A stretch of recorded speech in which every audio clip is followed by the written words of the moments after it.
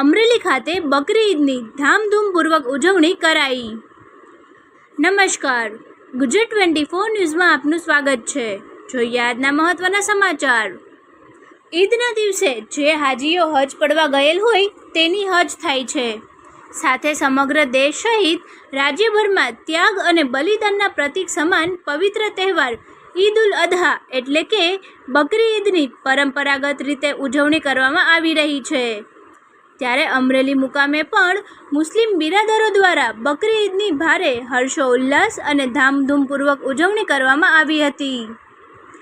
આ પવિત્ર અવસરે સવારથી જ ઈદગાહ ખાતે મુસ્લિમ સમાજના લોકો મોટી સંખ્યામાં એકત્રિત થયા હતા, જ્યાં વહેલી સવારે ઈદની વિશેષ નમાઝ અદા કરવામાં આવી હતી।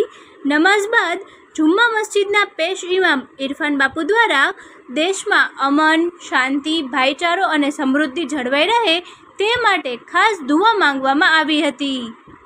નમાઝ સંપન્ન થયા બાદમાં પીરે તરીક્ત દાદા બાપુ ચિશ્તીને લોકો ઈદ મુબારક કરેલ। તમામ મુસ્લિમ બિરાદરોએ એકબીજાને ગળે મળીને ઈદ મુબારક પાઠવ્યા હતા અને ખુશીઓ વ્યક્ત કરી હતી। બાળકોમાં પણ ઈદને લઈને ભારે ઉત્સાહ જોવા મળ્યો હતો। તેઓ નવા વસ્ત્રો સજીને વડીલોના આશીર્વાદ લેતા નજરે પડ્યા હતા।